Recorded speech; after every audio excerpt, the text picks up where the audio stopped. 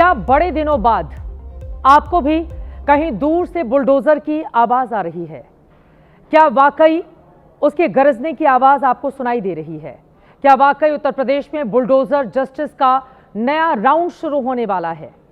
क्या इसे न्याय का लोकप्रिय सिद्धांत मान लिया जाए कि कोई भी दंगा फसाद करने वाला अगर कानून की धाराओं से नहीं सुधरेगा तो वो बुलडोजर से ही सुधरेगा?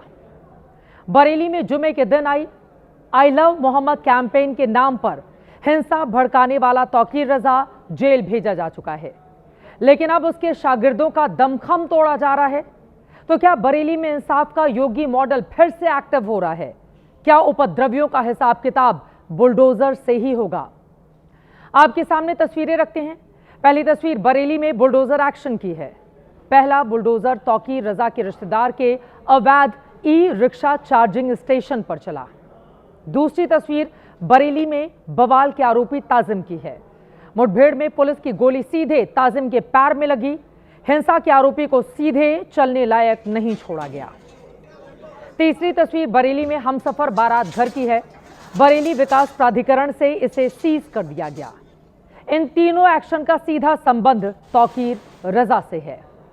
पुलिस से झड़प करता यह शख्स, जिसकी तस्वीरें अब आप देख रहे हैं, मोहसिन रजा है, जो तौकीर रजा का रिश्तेदार है। मोहसिन आग बबूला हो गया क्योंकि इसका रिक्शा चार्जिंग स्टेशन बुलडोजर से गिरा दिया गया है। बरेली विकास प्राधिकरण के मुताबिक ये स्टेशन नगर निगम के नाले पर अवैध रूप से बना था, इसीलिए इसे गिरा दिया गया।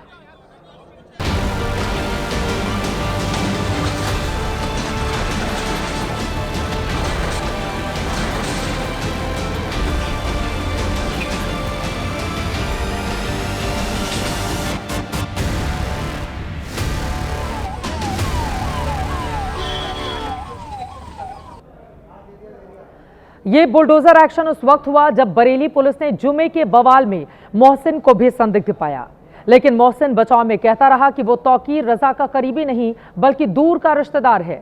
उसने विक्टिम कार्ड भी खेला कि इस एक्शन की असली वजह तो उसका मुसलमान होना है। तौकीर से मेरा कोई वास्ता नहीं है ना था। 2005 में मैं इत्तेहाद मिल्लत छोड़ चुका हूँ, मेरा उनसे कोई वास्ता नहीं। अब ये उन्हीं के कहने से हो रहा है, ये जो कुछ हो रहा है भाई, मेरे से कोई वास्ता नहीं तौकीर मियां से, और जबरदस्ती आप मेरे ऊपर इन्होंने चलान उसी के कहने से करा। ये माना जा रहा है तौकीर रजा की पलटन के जितने भी मेंबर हैं, बारी बारी उन सभी का नंबर आएगा और तौकीर के सारे शागिर्दों की लिस्ट बनाई जा चुकी है। योगी सरकार के एक्शन की दो और तस्वीरें दिखाते हैं। ये जो हमसफर बारात घर सीज किया गया है, ये भी तौकीर के करीबी शराफत खान का है। बरेली विकास प्राधिकरण ने इसे भी अवैध पाकर ताले जड़ दिए। तौकीर के करीबी डॉक्टर नफीस की दुकान पर भी बीडीए ने नोटिस चिपका दिया। आरोपी की तौकीर के इस खासम खास डॉक्टर ने 37 दुकानें अवैध रूप से बनाई। बुलडोजर यहां भी आना तय माना जा रहा है। डॉक्टर नफीस का नाम भी जुमे की हिंसा में शामिल है। आरोप है कि आई लव मोहम्मद के नाम पर भीड़ को इकट्ठा करने और फिर हिंसा के लिए भड़काने के प्लान में डॉक्टर नफीस भी तौकीर रजा के साथ शरीक था। जुमे की नमाज के बाद भीड़ जुटाने के लिए डॉक्टर नफीस ने भी कई भड़काऊ व्हाट्सएप मैसेज किए थे। 26 तारीख को घटनाक्रम हुआ था। यह बरेली में मौजूद रहकर इसके द्वारा मौलाना तौकीर रजा एवं नदीम और डॉक्टर नफीस के साथ में मिलकर ये सारी योजना बनाई थी, षड्यंत्र बनाया था, और ये लगातार व्हाट्सएप के ग्रुप्स पर, सोशल मीडिया के जो प्लेटफॉर्म्स हैं उनके ऊपर एक्टिव रहकर ये पूरा घटनाक्रम को अंजाम देने में इसकी एक अहम भूमिका थी। और ऑपरेशन बुलडोजर के साथ ही साथ ऑपरेशन लंगड़ा की भी तस्वीर देख लीजिए। हिंसा के आरोपी ताजिम को पुलिस ने पैर में गोली मारने के बाद गिरफ्तार किया। ताजिम गो तस्करी के मामलों में भी आरोपी रहा है। उसके पास से पुलिस ने एक तमंचा भी बरामद किया है। बरेली हिंसा के बाद यूपी पुलिस के ताबड़तोड़ एक्शन में ज्यादातर लोग गिरफ्तार किए जा चुके हैं और इनमें से ज्यादातर लोग तौकीर रजा से सीधे जुड़े हुए हैं। अब तक 73 आरोपियों को गिरफ्तार किया जा चुका है, जिसमें एक नाबालिग भी शामिल है। बंगाल और बिहार से भी आरोपियों की गिरफ्तारी की गई है। यूपी पुलिस ने फिर कहा कि जुमे के दिन आई लव मोहम्मद के नाम पर भीड़ को जुटाने और बरेली को झुलसाना संयोग नहीं बल्कि पूर्व नियोजित साजिश का हिस्सा थी। वीडियो और फोटोज के आधार पर जिन पे कार्रवाई की गई, इसमें मौलाना तौकीर के साथ साथ बहुत सारे तौकीर के एसोसिएट्स जो हैं वो जेल गए हैं एविडेंस के आधार पर। इसी क्रम में जो फोटो और वीडियोज प्राप्त हुए थे उसमें ये भी पाया गया कि इसमें बाहर के भी काफी लोग शामिल थे। इसमें बंगाल बिहार के लोगों की भी पूर्व में गिरफ्तारी सुनिश्चित करके उनको जेल भेजा गया है। इसके साथ साथ न केवल बरेली बल्कि आसपास के जनपदों के लोगों की संलिप्तता भी कुछ सामने आई है।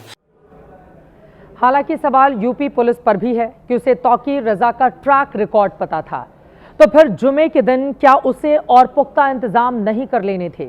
हालांकि जुमे के दिन पुलिस भीड़ से ये कहकर उन्हें रोक रही थी कि इजाजत नहीं है, आगे मत बढ़ें, लेकिन हिंसा के हफ्ते भर पहले से तौकीर लगातार धमकी भरे बयान दे रहा था, तो पुलिस को और चौकन्ना क्या नहीं हो जाना चाहिए था।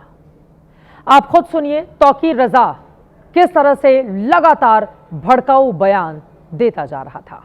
कुरान पर, रसूल आजम पर किसी किस्म की टिप्पणी करोगे तो अब किसी भी कीमत पर बर्दाश्त नहीं किया जाएगा।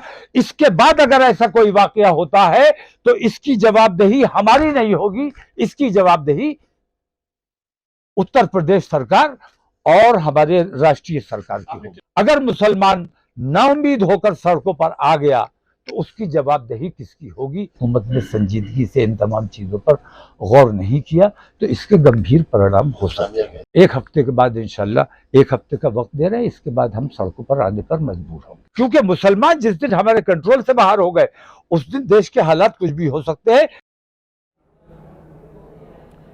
तौकीर को गिरफ्तार करके फर्रुखाबाद जेल भेजा जा चुका है, लेकिन आई लव मोहम्मद पर मचा ये घमासान अभी थमा नहीं है, बल्कि जो बाहर हैं वो इसे हवा दे रहे हैं। जमीयत उलेमाए हिंद के अध्यक्ष मौलाना महमूद मदनी का ताज़ा बयान सुनिए, जो कह रहे हैं कि मुसलमान हर कुर्बानी देने को तैयार है। हम मुसलमान जनाब रसूलुल्लाह सल्लल्लाहु अलैहि वसल्लम के मोहब्बत और उनकी इताअत और इत्तिबा के नतीजे में अल्लाह ताला तक पहुँचे। अल्लाह की मोहब्बत अगर हमें हासिल होगी तो वो जनाब रसूलुल्लाह सल्लल्लाहु अलैहि वसल्लम के वास्ते से ही हासिल होगी, उसके बगैर नहीं हासिल हो सकती। इसलिए हमारा सब कुछ वही है। तो अगर मुल्क में इस तरह के हालात पैदा करने की कोशिश की जाएगी तो मुसलमान तो हर कुर्बानी देने के लिए तैयार है। मौलाना मदनी ने जो बयान दिया है वो आपने सुन लिया। हालांकि मदनी से ये जरूर पूछा जाना चाहिए कि उनका असल इरादा क्या है।